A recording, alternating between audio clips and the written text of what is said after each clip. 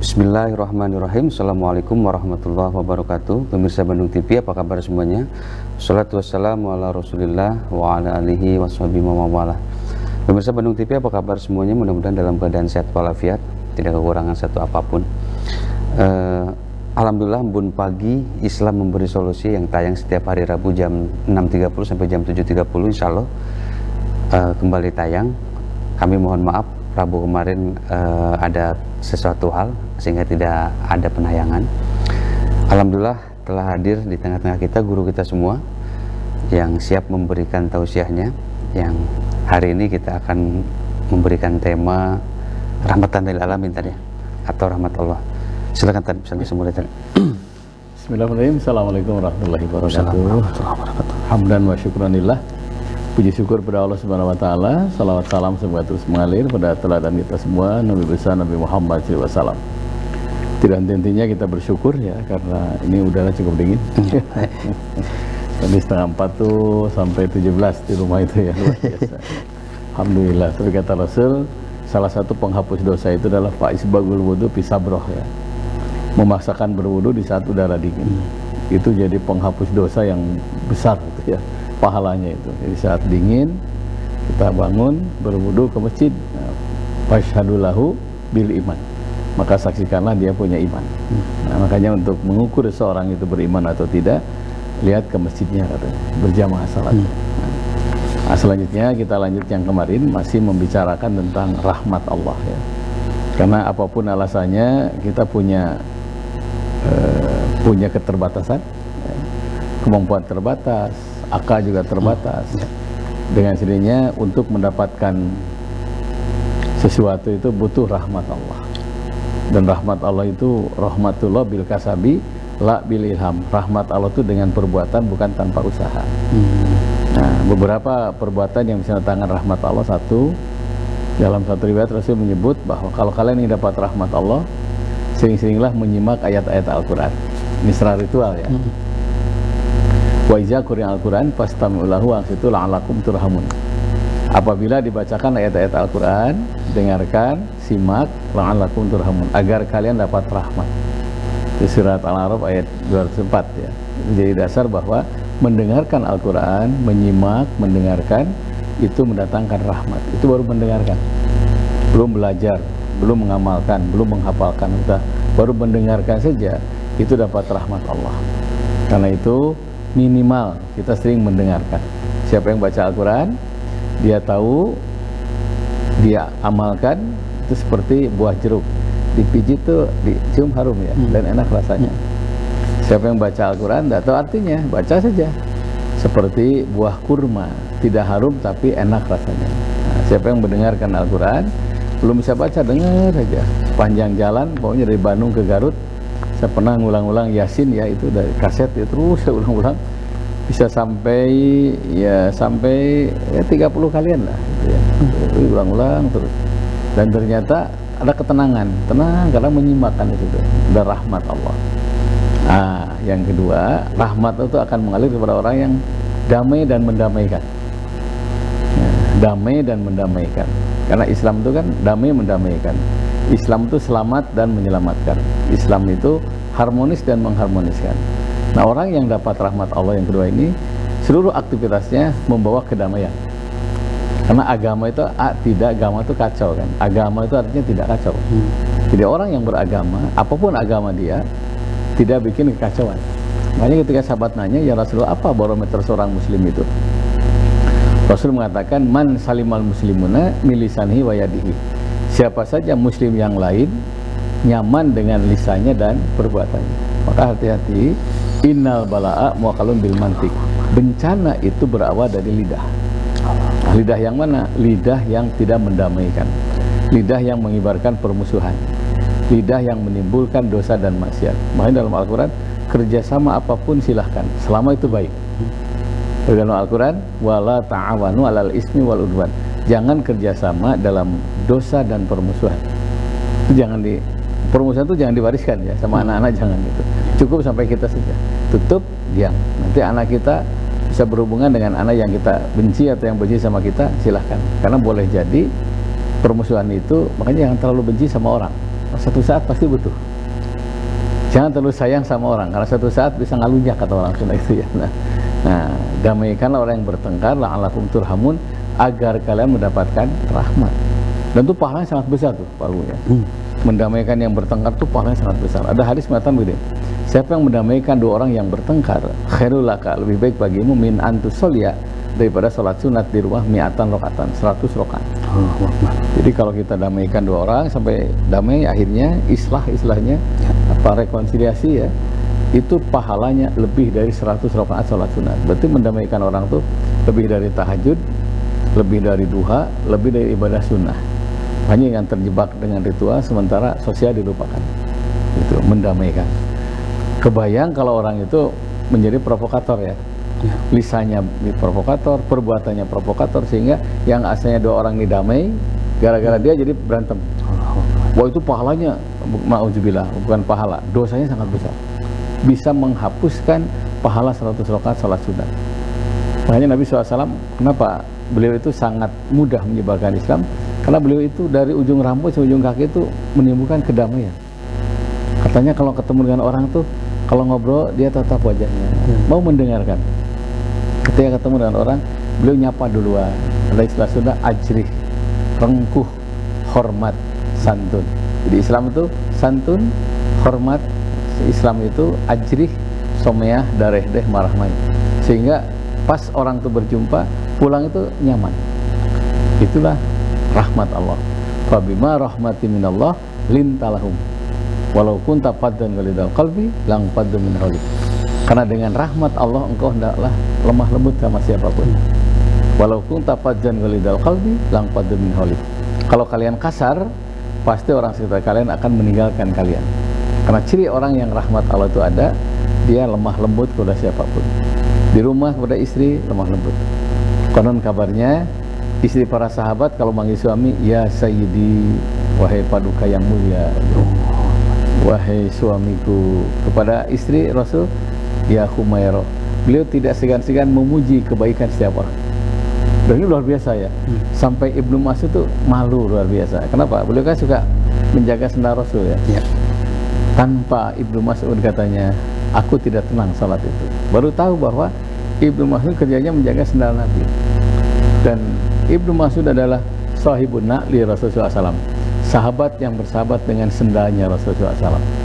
Berarti isyarat bahwa ada yang suka ganggu orang yang sholat dengan mencuri sendal. Makanya itu jadi dalil bahwa setiap masjid harus ada yang jaga. Ya, sekarang ada CCTV ya, yang luar biasa. Jadi ritualnya rutin mendengarkan Al-Quran, sosialnya damaikan orang yang bertengkar. Dengan cara itu insya Allah rahmat Allah mengalir. Gitu Pak. Dan meskipun upaya perdamaian ini, perselisihan ini terlepas dengan berbagai narasi yang ya itu memang tidak mudah gitu tadi, karena butuh perjuangan dalam tanda kutip. Nanti kita lanjut lagi tadi ya tentang ini. Baik pemirsa Bandung TV, sebelumnya kita lanjut lagi dengan kita lihat beberapa tayangan berikut. Silakan. Pemirsa Bandung TV kembali lagi di Embun Pagi, Islam Memberi Solusi, yang tayang setiap hari Rabu pagi ya, setiap hari Rabu pagi. Pemirsa Bandung TV bisa line interaktif ke nomor kami di 02272142114 atau di line WA-nya Pak Ustadz 08122116740. Silakan, bisa dimulai dari sekarang ya. Dan kita lanjut lagi tadi ya, kan upaya damai itu segala sesuatu, makanya apa, tidak semudah yang kita bayangkan, karena dengan berbagai punya pembenaran masing-masing dalam satu pihak, apalagi kalau sudah menyangkut agama misalkan itu kan. Itu kira-kira gini. Setiap orang dianjurkan mencari kebenaran, dianjurkan bahkan wajib. Tapi hindari merasa benar. Itu penting itu ya. Luar biasa. Cari kebenaran dari siapapun, dari ustadz siapapun, dari guru siapapun. Tapi jangan sekali-kali merasa paling benar. Karena merasa paling benar itu kan egois. Nah, ketika ego muncul, tidak mungkin ada kedamaian selama ego ke depan. Makanya ada hadis, Pak, inna syaitana ma'al wahid. Sesungguhnya setan itu bersama orang-orang yang egois. Itu hati-hati itu ya. Itu satu. Kedua, ketika kita merasa paling benar, saat itulah justru kita salah. Itu salah. Kesalahan itu karena kita merasa paling benar. Saya kemarin ya mendamaikan yang berselisih paham ya.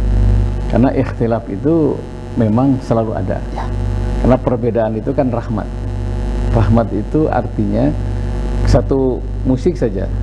Pas sekarang yang lama dangdut yang umpamanya itu terdiri dari alat-alat musik ya, dari mulai gendang, gitar.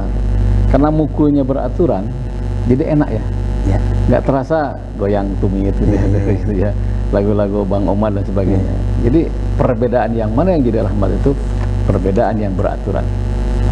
Nah kalau sudah perbedaan itu merasa paling benar, gendang merasa paling benar, suling merasa paling benar, itu egois namanya. Nah, kedua, ada yang sangat penting ya. Nabi SAW itu mengatakan jangan musyawarah dengan orang yang marah. Allahuakbar. Nah, pokoknya nih sedang dalam keadaan marah. Marah ya. Kemarin itu ada sedikit lah di satu tempat lah.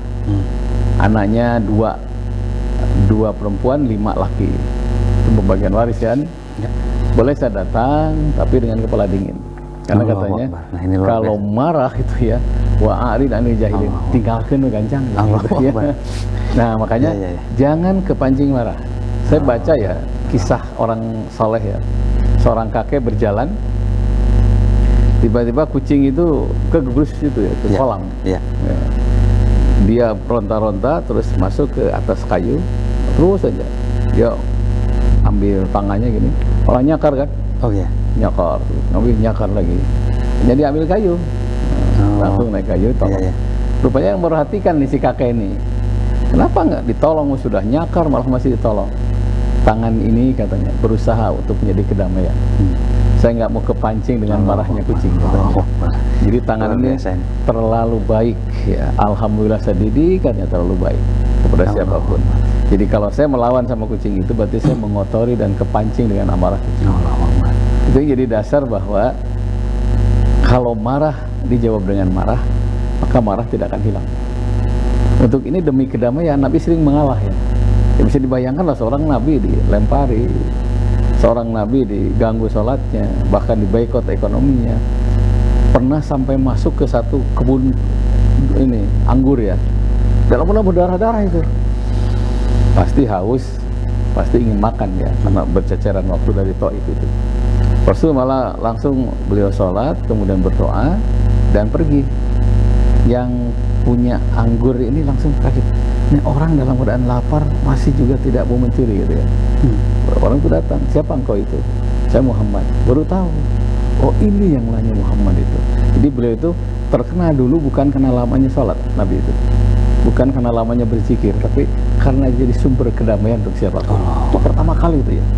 Yang pertama kejujuran Nabi, yang pertama dikenal itu kebaikan Nabi. Karena bisa dibayangkan waktu usia 25 tahun kan waktu itu, sebelum beliau naik ke Gua Hiro ya waktu itu semua orang nitipkan barang kepada Nabi. Saya punya kambing nitip, punya rumah saya mau pergi nitip kunci. Ada sampai satu riwayatnya yang mengatakan saya waktu pertama kali itu naik ke Jabal Qubais ke bawah itu tempat gembala Nabi itu. Di sini Nabi mengembala kambing. Saat itu yang paling gengsi tersendiri itu kalau memindahkan Hajar Aswad. Dan semua berebut ya, karena punya gengsi tersendiri kalau bisa memindahkan. Wah suku saya bisa memindahkan. Bingung semuanya itu. Saya nggak mau pertumpahan darah kesekian kalinya, kata tokoh-tokoh Quraisy kan. Akhirnya Nabi SAW mengambil jubahnya ya, sorbannya diamparkan, kemudian suku-suku yang ada di Mekah itu suruh gotong Hajar Aswad itu disimpan di tengah. Dan saat itulah pertama kali kedamaian antar suku. Dan rahmat Allah sampai sekarang karena Arab itu salah satu wasiat Nabi waktu Uhud bahwa itu la fadla li arabiyyin ala ajamiyyin illa bitaqwa. Jangan bangga suku Arab dengan suku yang lain. Sunda, Jawa, Batak dan sebagainya. Illa bitaqwa tidak otomatis masuk surga tadi. Tidak masuk surga ya. Illa bitaqwa kecuali dengan takwa. Itu mengingatkan bahwa tidak boleh fanatisme kesukuan itu. Karena satu saja di komporin masalah fanatisme suku bisa musyrik ya. Karena memuliakan sukunya dan merendahkan suku yang lain. Saya orang Sunda, tuh orang yang fanatik Sunda itu bahaya itu. Nanti sholat bahasa Sunda. Riuh itu jadi riuh itu ya. Nah itu dapat gelar saat itu Al-Amin. Satu-satunya Nabi, 124.000 Nabi itu nggak sedikit ya Nabi itu. 124.000 nabi, yang hanya dapat gelar al-amin itu hanya Nabi SAW. Orang yang dipercaya. Salah satunya apa? Mampu mendamaikan suku-suku yang di Mekah. Makanya rahmat Allah itu ngalir karena menyatukan suku-suku yang ada di sekitar kita. Nah, negeri kita merdeka itu karena itu salah satu. Sampai ada Sumpah Pemuda kan, menegaskan. Saya barusan berdapat WA, seorang raja sampai memberikan sumbangan demi kedamaian untuk negeri ini 1,3 triliun saat itu ya. Raja Palembang itu siapa namanya, saya lupa. Itu demi kedamaian. Nah, makanya hati-hati kalau sudah ada otonomi daerah, itu kalau salah gunakan bisa muncul raja-raja baru, dan ini bisa mengancam yang disebut dengan disintegrasi bangsa. Dan nanti orang-orang yang benci kepada kita, salah satunya adalah mengadu dombakan antar suku. Di Penogoro 1825-30, tahun yang sama 1821-37 kan perang Padri. Gencatan senjata, kata Prof. Gonggong tuh kalau di Penogoro dengan Padri bersatu saja itu udah kalah Belanda itu. Luar biasa, ya? Dengan Tasik aja bisa Tasik kok katanya ya. Nah, itu. Dan itu diadu dombakan. Makanya hati-hati fanatisme kesukuan. Sampai ada riwayat gini dalam Quran itu, ketika disampaikan kebaikan, mereka nolak. Karena begitu cuci otak dari nenek moyangnya itu, hasbunallah, hasbuna ma wajadna alaihi abana. Terus cekaplah gimana? Tapi nenek moyang baheula ieu mah ajaran anyar gitu kan. Dan itu pageduk kalau disampaikan dengan cara kasar, tidak mungkin bisa berkembang. Damai gitu. Bahkan Nabi SAW mengatakan anikah siasa. Nikah itu siasa politik untuk kedamaian. Jadi Nabi menikahi suku itu Maimunah Al-Qibtiyah. Itu orang Qibtiyah ya, orang sudut gitu. Orang-orang yang ada suku di situ, Rasul nikah jadi damai, Rasul nikah damai. Jadi bukan melajur hawa nafsu. Nikahul muamalah. Nabi nikah itu untuk ibadah sosial demi kedamaian. Makanya rahmat Allah mengalir. Terus mengalir karena itu damai. Lidahnya mendamaikan, perbuatannya mendamaikan. Ketika sholat saja, Nabi SAW itu mendamaikan.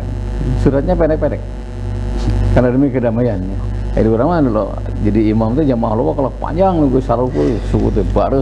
Allahu Akbar, Allahu Akbar. Iya begitu Kang Gung ya. Baik pemirsa di rumah, silakan ya Anda bisa menelpon kami atau di line interaktif kami di 7214-214 atau di 0812116740. Sebelum ini ada beberapa pertanyaan tadi ya. Sebelum nanti kita ke tema lagi karena ini udah amanah. Di 852 tadi ini ada yang di luar tema ya, pemirsa di rumah nggak jadi masalah. Ini nikah lagi katanya tapi anak tuh tidak setuju. Ini nikah siri tadi. Ini kan kadang-kadang gimana katanya apa kalau nikah itu memang harus ada persetujuan anak atau orang tua atau porsinya gimana sih sebenarnya dalam Islam? Gini ya. Konflik itu terjadi sangat banyak nih, pintu-pintu konflik itu ya. Salah satunya nih, satu karena pernikahan.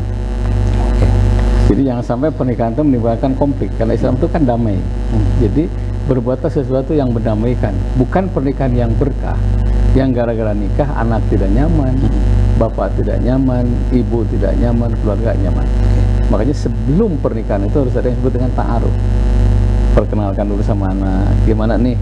Kayaknya bapak harus nikah lagi dengan si A. Kata anak, nanti teliti dulu, nanti komunikasi lah di situ.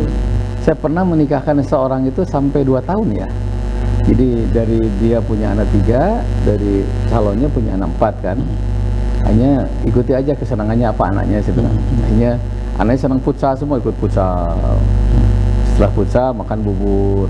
Ternyata alhamdulillah wani pisan tina futsal jeung bubur menang indungna kan. Jadi gimana supaya damai caranya. Nah, kedua jangan lupa peninggalan. Ini sering terjadi berantem itu karena peninggalan, karena pembagian waris yang tidak adil. Nah salah satunya adalah pernikahan. Maka sebaiknya sebelum menikah itu ta'aruf. Dan ta'aruf itu bukan saya tapi kami. Kalau kita punya anak, ya anak harus ikut ta'aruf. Dia punya anak harus ikut ta'aruf. Itu namanya kami. Yang nikah itu bukan saya, kami. Karena Islam itu bicara kekamian. Al-jama'atu rahmah, kebersamaan itu rahmat. Nah, wal furqatu azabun, perpecahan itu azab. Jangan sampai pernikahan itu jadi awal perpecahan. Anak jadi tidak akrab, cucu jadi tidak akrab. Makanya penting itu ta'aruf itu. Satu. Kalau anak belum setuju berarti masih transisi. Jangan dipaksakan. Makanya sebelum nikah ta'aruf. Jangan sampai malah nikah siri, itu keliru saya. Karena seluruh ibadah itu khairul ibadah akhfaha. Sebaik-baik ibadah itu yang sembunyi. Gila nikah. Kalau nikah harus ramai dan diramaikan. Bahkan ada hadis wadribu birgirbal, pukullah benda-benda yang bisa bunyi. Nikah itu. Nabi SAW sering nikahkan hari Jumat. Karena Jumat itu libur. Dia makin banyak yang hadir, makin berkah pernikahan itu. Nah, makanya sekarang banyak nikah hari Sabtu, hari Ahad. Nanti hari Ahad ada pernikahan 3 pasang. Ambil hari Ahad. Kenapa? Supaya yang datang Pak kata, oh bagus. Kalau nikah hari kerja biasanya suka mengganggu kerjaan orang lain. Nah, jadi jangan nikah siri, karena boleh nikah lari, kawin lari itu. Itu masalah itu. Satu saat ketahuan, itu anak merasa dikhianati. Satu saat ketahuan nanti ayah ibunya dikhianati. Saya menemukan orang menikah, ibunya nggak setuju. Nah, calon istrinya tahu, selama ada ibu kamu saya tidak akan nikah dengan kecuali ibumu sudah meninggal. Nah, ini kacau nih. Nah, itu gimana kayak gitu? Dibikin surat kematian. Dipalsukan bahwa ibunya sudah meninggal. Apa yang terjadi sekarang? Dia menderita di penghujung hidupnya. Ya Allah. Karena dia sudah berbohong. Nikah itu ikatan yang sangat suci, maka jalurnya pun harus suci. Nikah itu ikatan yang sangat suci, maka sebaiknya jangan ada pernikahan itu ada pihak yang disakiti. Kan tidak mungkin ada kebahagiaan kalau ada pihak yang disakiti. Nah, rumusnya innahu la yuflihul zalimun. Allah tidak akan membahagiakan orang yang suka menyakiti. Jadi untuk mendapatkan berkah itu restu kedua anak-anak kita, dua keluarga juga. Itu bagus ya. Artinya memang ada porsi, kalau ini tuh ada hak anak juga tadi ya, buat bisa dia menentukan suka atau tidak tuh. Artinya mesti didengar juga. Juga. Karena kebaikan itu gini, dengarkan kebaikan itu sekalipun datang dari anak kecil. Nah, di situ pentingnya tawakal. Dan tawakal itu akan mengalahkan akal. Jangan akal terus udah bogoh. Hubbuka syai'un ya, cintamu pada segala sesuatu, ya bukan kamu tuli dan buta. Enggak mau dengar, enggak mau ada masukan. Nah, akal. Tapi jangan lupa harus tawakal. Tawakal itulah yang jadi muara terakhir dari akal. Jangan sampai akal mengalahkan tawakal. Dengan tawakal, fa'iza ajamta fatawakal 'ala Allah, gitu kan ya. Apabila engkau punya rencana apapun, tawakallah kepada Allah. Usaha maksimal, imbangi ritual. Meskipun katanya kan kalau sudah jatuh cinta tuh semua tuh tidak akan didengar katanya kan, karena memang apalagi kalau perempuan katanya kan dia itu akan terdiri dengan perasaan. Makanya kalau perempuan agamanya kurang atau tidak beragama, dia akan dihantui dengan perasaannya terus katanya tadi. Dan banyak yang hancur mengatasnamakan cinta ya. Man ahabba syai'a fahuwa asidullah. Siapa yang mencintai sesuatu harus siap jadi tawanannya. Jadi tawanan ya. Orang tua nggak didengar, teman nggak didengar. Itu pentingnya agama. Jadi agama itu diturunkan untuk mengatur hubungan dengan lawan jenis, sekaligus Allah meridhoinya. Namanya nikah. Banyak kata Rasul, idza qasal abdu bin nikah ibtalahu bil hamd. Apabila engkau menangguhkan nikah, tunggulah bencana kesedihan. Nah, jadi dari orang tua keluarga ini. Jangan sampai kita mengatasnamakan agama tapi sebenarnya mencoreng agama. Nah, itu hati-hati gitu ya. Nah, mengatasnamakan agama. Yang bagus itu atas nama agama. Iya. Tipis sekali ini. Luar biasa. Baik, kita lanjut lagi ya. Silakan kita lanjut lagi. Ini ada di 902. Ini menangis karena ya ditinggal yang dicintai kan ya kan, mungkin nah ini, atau misalkan orang tua gitu kan. Sampai sejauh mana kita kan kadang-kadang suka larut gitu tadi. Ada orang yang suka larut sampai nggak bisa kerja, sampai nggak bisa berpikir ketika yang sesuatu yang dicintainya ini gitu tadi. Iya. Ada yang disebut dengan takziah ya, setingkat Nabi saja. Nabi ini ya. Setingkat Nabi. Ketika ditinggal Siti Khadijah tuh beliau nangis. Walaupun tidak berlebihan ya. Sampai beliau pergi ke Mutajam dan berdoa di situ kan. Ya Allah, engkau yang mematikan manusia, engkau yang menghidupkan manusia. Istriku telah engkau wafatkan. Itu pengakuan ya. Jadi bukan rumah sakit, bukan dokter. Telah engkau wafatkan, berarti kepada Allah. Karena engkau yang mewafatkan, hiburlah aku. Kita yang disebut dengan takziah, ikut berduka karena orang yang dicintai dan mencintainya telah diwafatkan oleh Allah. Akhirnya turunlah perintah Isra Mi'raj. Dan saat itulah lahirlah perintah sholat. Jadi kalau kita ingat kepada orang yang dicintai yang telah meninggal, jauhlah dengan sholat. Pagi-pagi ingat sudah duha, malam ingat sudah tahajud, masih ingat baca Quran. Karena ingat kepada Allah akan datang solusi. Tapi kalau ingat kepada manusia, apalagi yang sudah meninggal dunia, daun malah nambah penyakit.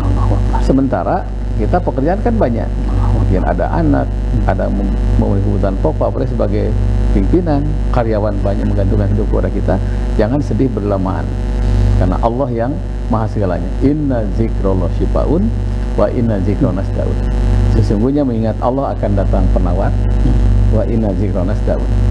Dan ingat kepada manusia, apa yang sudah meninggal dunia, daun malah nambah penyakit. Makanya jangankan yang baru ya, saya kalau sudah mendoakan orang tua yang sudah wafat, kakek, nenek, itu bisa nangis.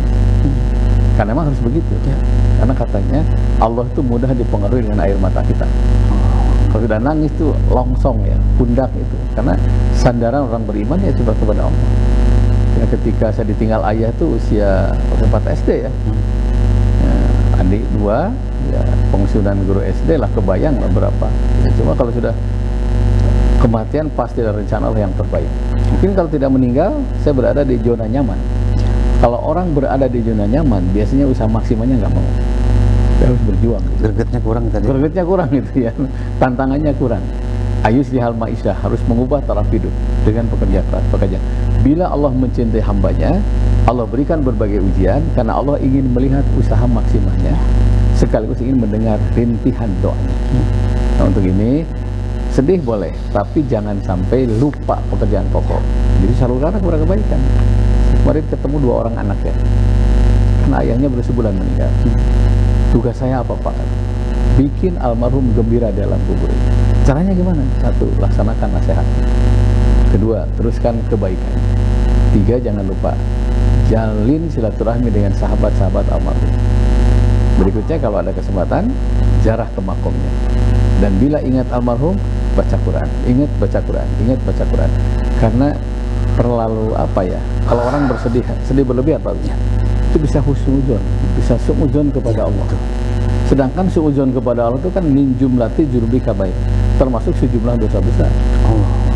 Nah, termasuk dosa besar. Makanya husnuzonlah kepada Allah. Husnuzon billah min husnil ibadah. Baik sangka kepada Allah termasuk ibadah yang terbaik. Pasti ada hikmah. Nah, pasti ada hikmah.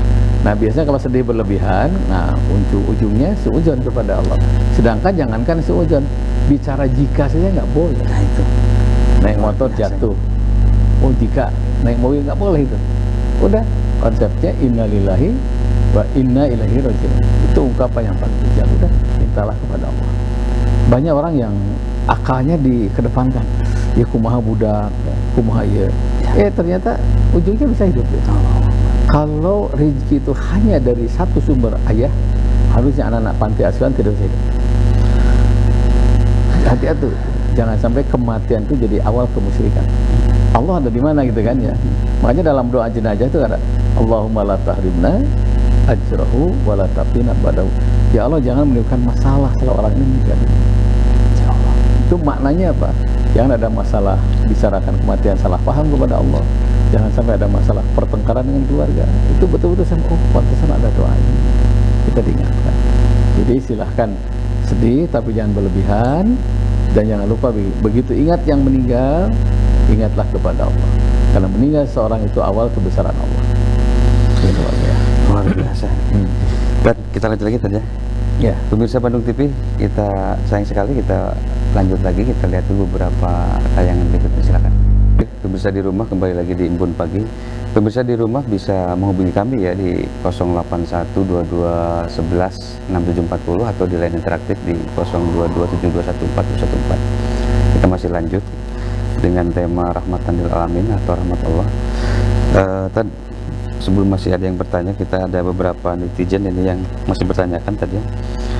Nah ini tentang pengobatan dari air tadi. Ini gimana katanya Tan? Hukumnya Tan secara ini? Ya, kalau lihat Al-Quran ini, wa ja'alna minas sama'i kulla syai'in hajid. Kami jadikan air itu sebagai sumber kehidupan untuk segala sesuatu. Surat Al-Anbiya 30 kalau nggak salah ya. Wa ja'alna minas sama'i kulla syai'in hajid. Kami jadikan air itu sebagai sumber kehidupan untuk segala sesuatu. Hanya ketika sakit biasanya minum air. Coba dibayangkan kita baca bismillah, bismillahirrahmanirrahim. Bismillah dulu gitu kan. Itu ternyata air yang dibacakan basmalah itu mineralnya berbeda dengan air yang asarot saja gitu kan. Itu ternyata berbeda dan itu cenderung ada kesembuhan. Yang kecil tanaman aja. Kalau sudah nggak disiram 2 hari, tanam ngasih dilalah, mulai layu, binatang juga begitu, dan banyak yang mati karena kekurangan air. Jadi ya, walaupun ada yang mengatakan yang dimaksud air di situ katanya satu air susu, air susu ibu. Karena itu luar biasa ya, nutrisi yang masya Allah, yang gratis ya. Nah, yang kedua air apa, tahnik. Tahnik itu air yang bangun tidur. Makanya pengobatan dalam Islam itu salah satunya sebelum gosok gigi bangun minum dulu 2 gelas. Bagus air hangat. Sampai ada satu kiai ya, santrinya itu suruh kumur-kumur tiap pagi. Simpen di ember, disiramkan ke tanaman, ternyata lebih subur. Memang mungkin bau jigong ya, tapi ternyata lebih subur. Saya sampai bisa ini gimana? Wah, itu lebih dari urea katanya, lebih dari tai sapi dan tadi katanya. Jadi santri suruh kumur-kumur semuanya, tampung di satu bak, setiap pagi itu disiramkan ke bunga, ke buah-buahan. Itu yang dalam hadis namanya tahnik. Tahnik itu mengobati dengan air liur.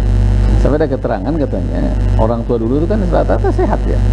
Padahal dokter boleh dikatakan tidak ada lah. Saya waktu ngaji ke Pak Kenjeng tuh, orang Garut tahu lah. Pak Kenjeng itu ke dalam itu ada kursi ya, diisi yang sakit digotong terus. Kita susah lewat ya karena terhalang. Dalam sambutannya Pak RW bilang innalillahi wa inna ilaihi katanya. Oh, udah meninggal yang tadi. Terus kenapa? Wah, di sini mah ajengan katanya. Dokter tuh satu semua penyakit diobati. Sirah, panon, etaknya dokter nanti katanya. Tapi ternyata lebih banyak yang sembuh katanya daripada yang sakit. Nah, ini cerita. Sekarang kan dokter banyak ya, rumah sakit banyak. Teorinya gini, makin banyak dokter harusnya makin banyak yang sembuh. Yang sembuh. Makin banyak rumah sakit, masih banyak tentang ini. Nugering loba, dokter loba katanya. Itu kenapa sih ini gitu kan? Ada hal yang salah. Jadi ternyata banyak yang merupakan pengobatan dalam Islam. Tahnik. Nah, konon kayak kabarnya Mbah Ainun yang baru meninggal itu, yang di Madura itu ulama besar ya. Mbah Jainun kalau nggak salah. Jainun ya. Itu waktu lahir itu kan brojot gitu. Kan ibunya nggak ada air susunya itu. Minta air ke Kiai Hasyim Asy'ari. Diminumkan di Kiai besar. Inilah yang disebut dengan tahnik.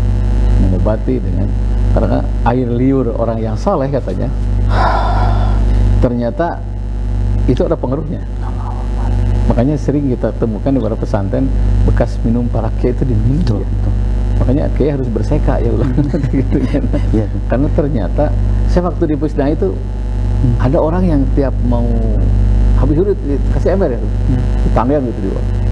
Kang, kau menon itu ayah pirasat aja untuk obat Kang. Oh gitu.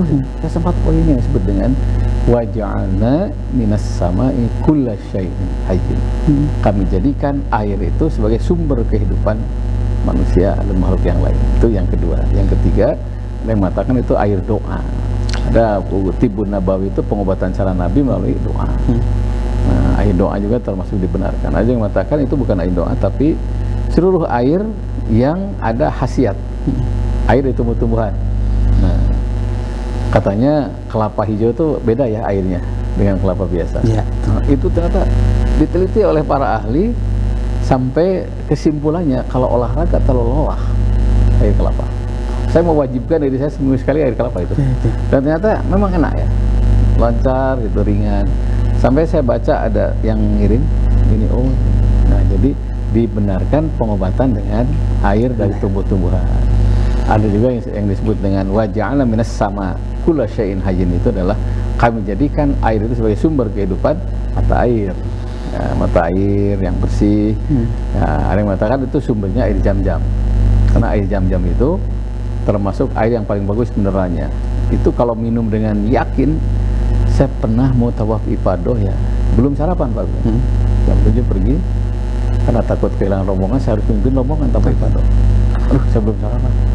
Kata Kiai Samsuri, udah kau minum air Zam-Zamnya, sawargna katanya. Mau minum 3, 1 minta sehat, 2 minta ilmu, 3 minta rezeki. Itu baru ketemu makan jam 2, tidak terasa lama. Itulah yang disebut waja'alna minas sama kulla syai'in hayy. Dan itu termasuk ada ayat Quran seperti itu. Nah, begini, minimal lah minum air apa saja, basmalah itu harus. Bismillahirrahmanirrahim. Makan basmalah. Tuang jeung asin teramna daging basmalah gitu ya. Jadi enak lah insyaallah ya. Gitu ya. Siap.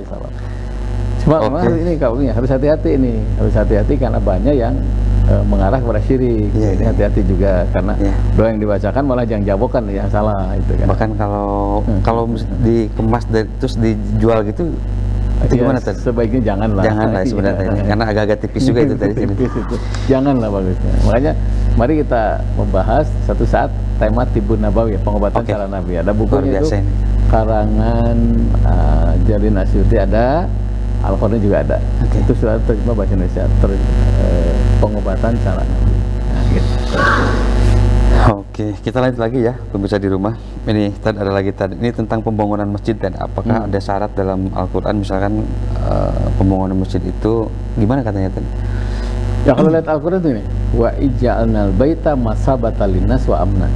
Itu Al-Baqarah 125 kalau nggak salah ya. Kami jadikan Ka'bah itu masabatan linnas, tempat berkumpul seluruh manusia. Wa amna, dan tempat yang nyaman. Nah, kalau lihat ayat ini kan masjid itu kepanjangan Ka'bah. Makanya seluruh masjid yang besar yang kecil seragam menghadap ke kiblat. Dan kiblat umat Islam itu 4 ya. 1 Ka'bah, kedua Masjidil Haram, ketiga Jazirah Arab, nah, keempat Mekah. Jadi kalau masjid menghadap ke salah satu dari 4 sah sholatnya. Dia ulang digeser-geser deh ke masjid letik, digeser-geser, jadi tambah sempit. Nah itu yang kadang-kadang sering di kita tuh digeser-geser tuh, ngiblat. Padahal selama menghadap ke satu dari 4 sah sholat.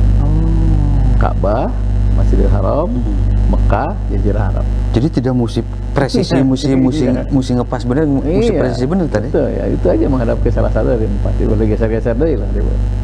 Nah, jadi seluruh masjid itu sepakat, termasuk di rumah kan harus menghadap kiblat.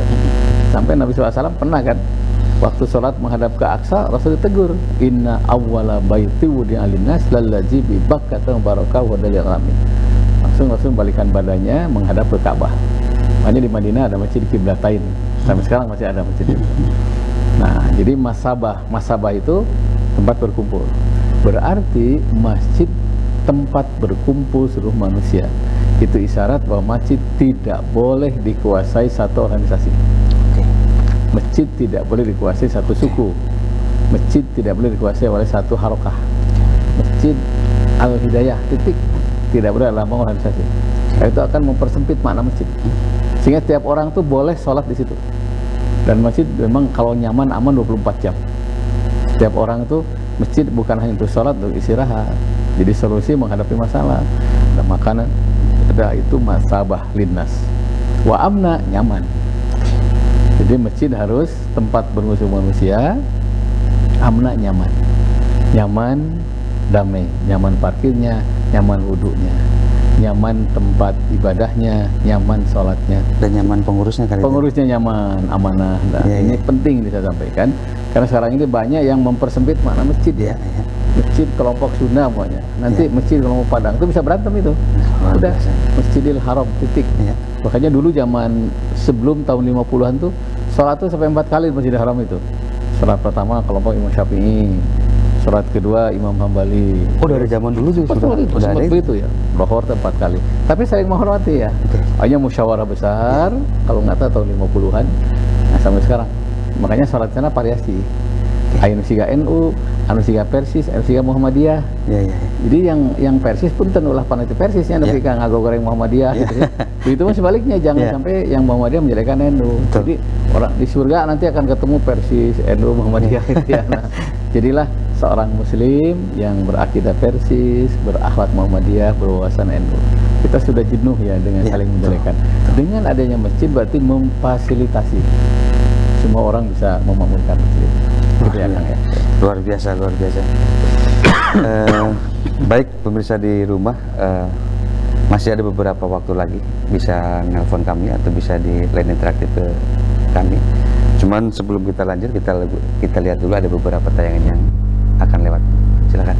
Baik pemirsa Bandung TV, di segmen terakhir di Embun Pagi Islam Memberi Solusi, masih ada beberapa pertanyaan yang masuk ke kami. Ini ada yang bertanya tadi 082 tadi tentang fenomena yang makin kesini semingguan terakhir ini tentang Muhammad Kece ini tadi. Ini apakah ini termasuk penistaan atau udah menyimpang atau gimana tadi? Ada tanggapan? Itu paket lengkap itu. Luar biasa. Ya penistaan, ya penghinaan, itu nggak boleh itu dalam agama. Jadi gini, siapa yang menghina satu orang, itu sebenarnya menghina semua orang. Siapa yang menghina atau membunuh satu orang, pakaan nama qatlanas jamnya, seperti membunuh seluruh manusia. Harus hati-hati. Islam agama yang damai. Islam pun tidak boleh menghina agama lain. Agama lain pun sama, tidak boleh menghina Islam. Itu bukan orang beragama yang seperti itu. Apalagi mencampur adukan. Itu hati-hati. Karena akal ini dibatasi oleh syariah. Jadi Quran harus menundukkan akal manusia supaya dalam agama ini akal tidak terlalu ikut campur karena ada dogma di situ ya. Nah, yang kedua, jangan lupa jangan terprovokasi. Sama yang muslim juga jangan kasar. Karena Rasul gini ya, alhu wal abu, canda kalian, gurau kalian. Fa inni akru ayyakuna fi dinikum gitu. Sesungguhnya aku tidak senang dalam agama ini ada kekerasan. Caranya jangan keras, menyampaikan dengan santun, mencegah dengan santun. Nah, saya lihat orang ini termasuk kasar. Jadi wajar kalau polisi sudah bertindak. Karena kalau nggak bertindak, mungkin lain yang bertindak lebih kasar lagi. Dan ini mudah-mudahan jadi dapat hukuman yang lebih adil ya. Hati-hati jangan terpengaruh dengan orang-orang yang memprovokasi kita. Kita agama yang damai. Ya tidak mungkin kalau agama damai itu menjelekkan orang lain. Nabi SAW itu di Madinah ada namanya piagam Madinah. Orang-orang yang non muslim itu dilindungi, namanya kapit jimmy ya. Itu dilindungi. Sama Nabi mengatakan, siapa yang menyakiti mereka, aku yang akan menghadapinya. Nah, karena Islam itu agama yang kasih sayang pada seluruh manusia, ila kafatalin nas ya. Bukan hanya muslim saja, tapi seluruh manusia. Makanya kehadiran Islam harus terasa mendamaikan. Di rumah jadi damai, di kampung jadi damai, karena ada orang Islam di situ. Begitu. Nah, kalau sikap kita tadi sebagai melihat rakyat atau mewakili kita muslim gitu ya, ngelihat yang kayak gini tuh ya kita harus harus patuh aktif ya. Patuh aktif, serahkan kepada yang penegak hukum. Kalau tidak ditindaklanjuti, mungkin kita yang bertindak. Dan itu sudah asyiddaul al kufar, sudah keras di situ. Karena sebagaimana dia keras menghina agama. Kalau sudah menghina agama itu hati-hati, serang menyeluruh. Ini hati-hati ya. Bahkan sudah menghina bangga lagi, ini sudah parah ini orang. Itu harus hati-hati. Kemudian ini ada lagi tadi di luar tema, ini masih dengan tema tentang bab nikah di 218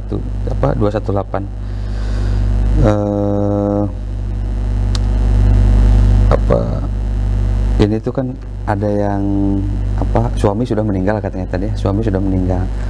Kemudian kemudian ada yang mau ngajak nikah lagi tapi dianya masih teringat dengan almarhum, dengan sosok almarhum. Itu gimana katanya tadi?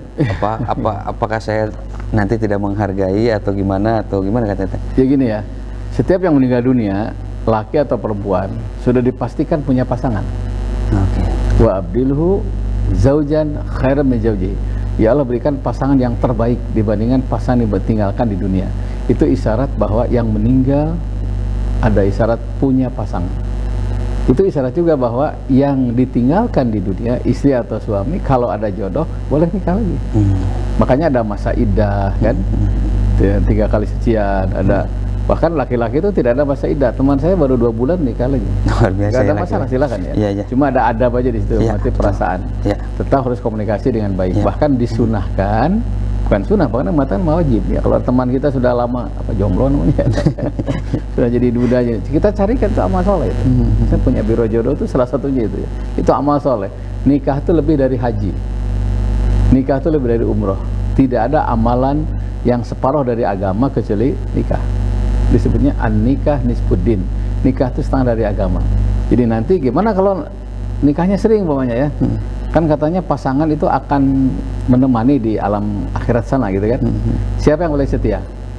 5 kali nikah, 1 yang paling setia dengan orang ini. Semua setia akan dirung oleh semua dan tidak ada cemburu di sana. Sudah otomatis. Jadi kalau ada perasaan ingat sama almarhum, almarhumah, jangan dulu. Kita masih ada periode transisi, istikharah dulu, baca Quran dulu, konsultasi dulu, itu penting. Jangan sampai seperti membalikan tangan, nikah yuk, karena sudah kuat namanya. Ujungnya itu tanpa pertimbangan. Al-ana'u minallah. Sikap pertimbangan, penuh perhitungan datang dari Allah. Wal ajalatu minasyaiton. Sikap tergesa-gesa dalam memutuskan sesuatu itu datang dari setan. Nikah itu solusi. Nikah itu solusi, bukan memberikan polusi baru ya. Jadi nikah itu solusi yang terbaik. Luar biasa ya. Kemudian ada lagi tadi 950 tadi ini apa menyikapi beliau ini udah apa nikah lagi, kemudian menyikapi dengan anak sambung katanya tadi. Gimana nih? As-sa'i alal amati kal mujahidi fi sabilillah ya. Nikah dengan duda yang banyak anaknya, nikah dengan janda yang banyak anaknya, kal mujahidi fi sabilillah. Itu jihad fi sabilillah. Allahu Akbar. Nabi itu sampai banyak sebut anaknya, ya bapaknya anak yatim kan, Abu Yatim. Allahu Akbar. Dan Rasul pernah nikah dengan kalau nggak salah Ummu Salamah ya. Punten usianya lebih tua dari Nabi, anaknya lebih banyak. Sampai anaknya ia nanya, "Ya Rasulullah, engkau menikah dengan ibuku, udah tua, anaknya banyak." Apa kata Nabi? "Aku sudah dibekali sabar oleh Allah dan aku niat ibadah."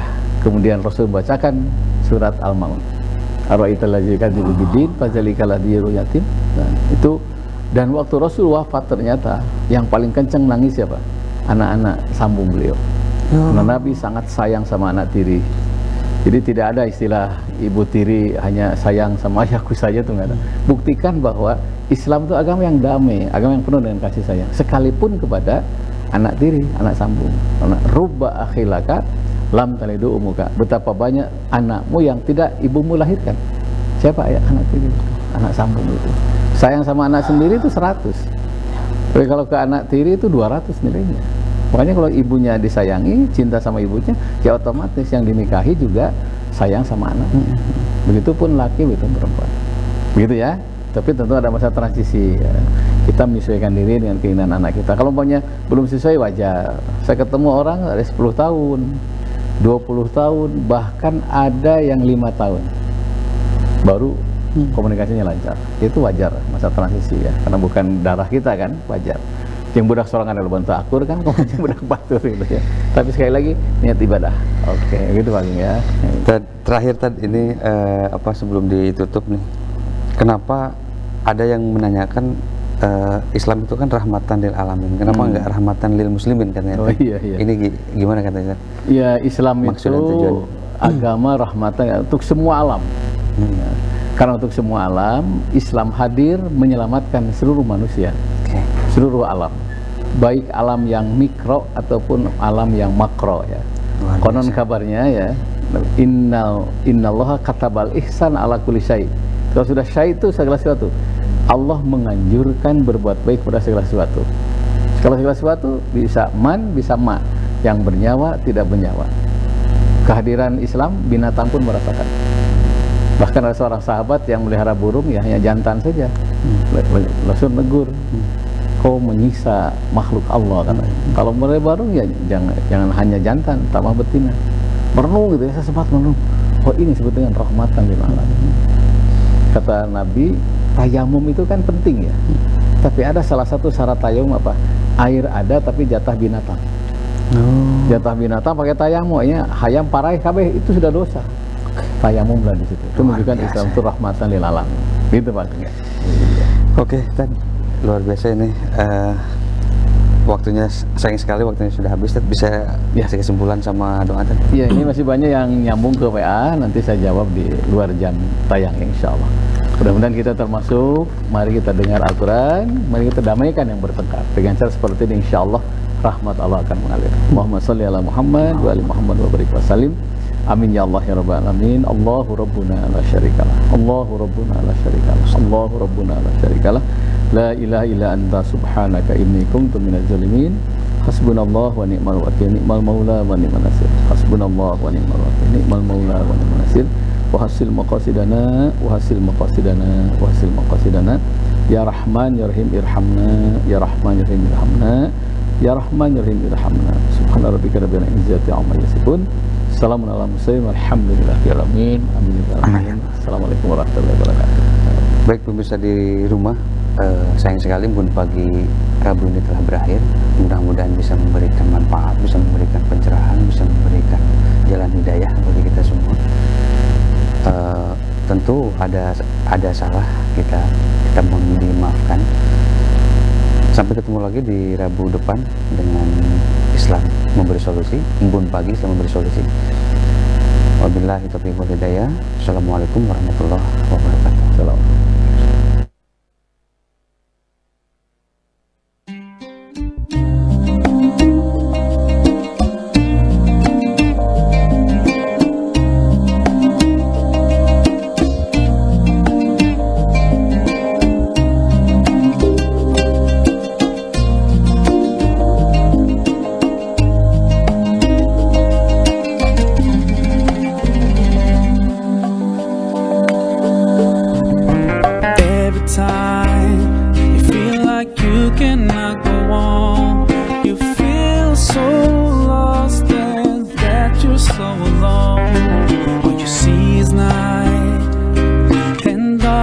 All around.